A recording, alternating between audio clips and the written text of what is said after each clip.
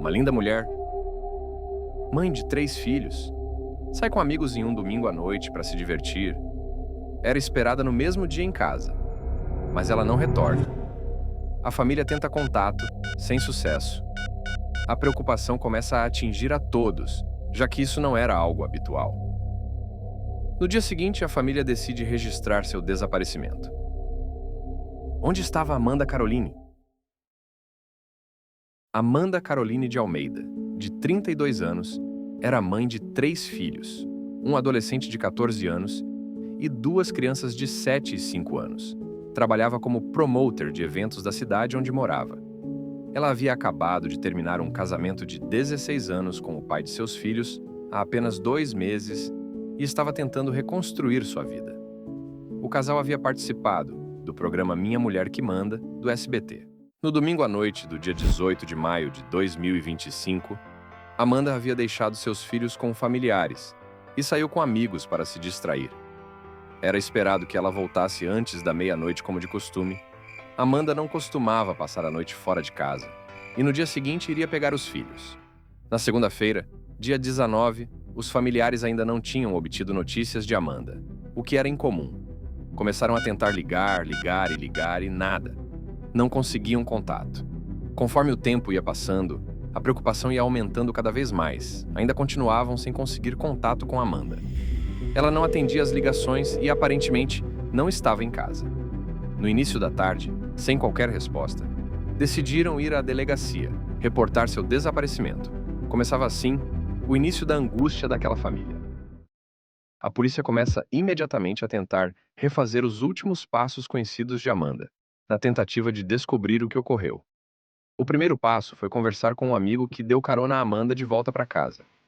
Em depoimento, ele informou que no retorno, próximo à residência, Amanda viu um carro estacionado, parecido com o carro de seu ex-marido, e então pediu ao amigo que a deixasse a algumas quadras de distância e iria para casa a pé a partir dali. Queria evitar problemas com seu ex-marido.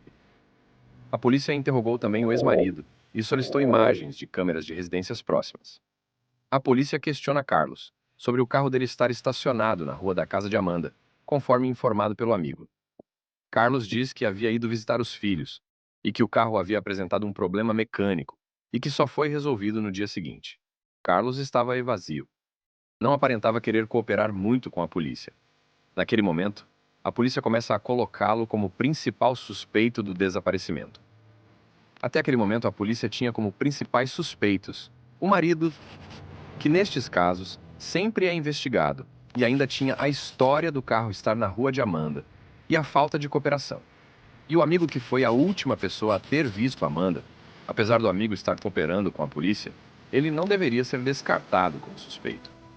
Restava à polícia aguardar as imagens das câmeras de segurança para que pudesse ter uma luz na direção a se seguir na investigação do desaparecimento. 2 dias após o registro do desaparecimento de Amanda, a polícia finalmente tem acesso às filmagens das câmeras próximo à residência.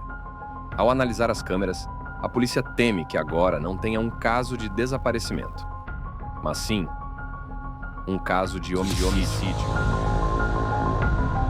As câmeras mostram que na madrugada do dia 19 de maio, 2 homens saem da residência de Amanda, carregando algo que poderia ser o corpo dela, enrolado em um lençol, e o colocam no porta-malas do carro. As imagens não eram nítidas o suficiente para dizer quem eram os homens, mas identificava claramente o carro. Era o carro do ex-marido Carlos, mas quem era o segundo homem na filmagem? A polícia intima Carlos novamente para prestar novos esclarecimentos, no mesmo dia que recebeu as filmagens, dia 21 de maio.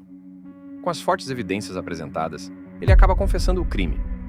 Conforme a confissão, Carlos e Amanda teriam tido uma discussão, e ele acabou asfixiando Amanda. Sem saber o que fazer, Carlos deixou o corpo de Amanda na residência por algumas horas, e voltou depois com seu irmão para poderem se livrar do corpo. Ao retornarem, Carlos e seu irmão colocaram o corpo de Amanda no porta-malas, dirigiram até um trecho mais isolado e jogaram o corpo no rio Tietê.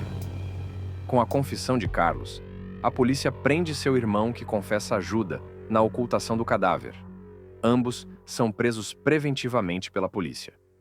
Apesar das informações de Carlos e seu irmão sobre o local onde jogaram o corpo de Amanda, A polícia e os bombeiros não conseguiram encontrar devido à forte correnteza do rio.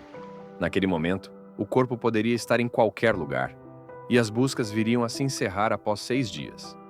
Somente no 10º dia de seu desaparecimento, no dia 29 de maio, a polícia recebe uma ligação informando que haviam encontrado um corpo na barragem de Edgar de Souza, nas proximidades de Santana do Parnaíba.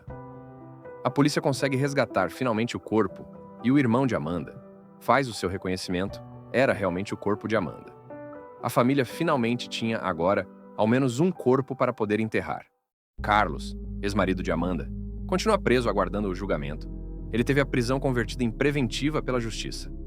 Já seu irmão teve a prisão convertida em liberdade provisória no dia 30 de maio, após decisão judicial que entendeu que ele não participou diretamente da morte. E você, o que acha? Henrique, o irmão de Carlos, deveria mesmo aguardar em liberdade seu julgamento? Deixe seu comentário abaixo sobre o que acha destas nossas leis.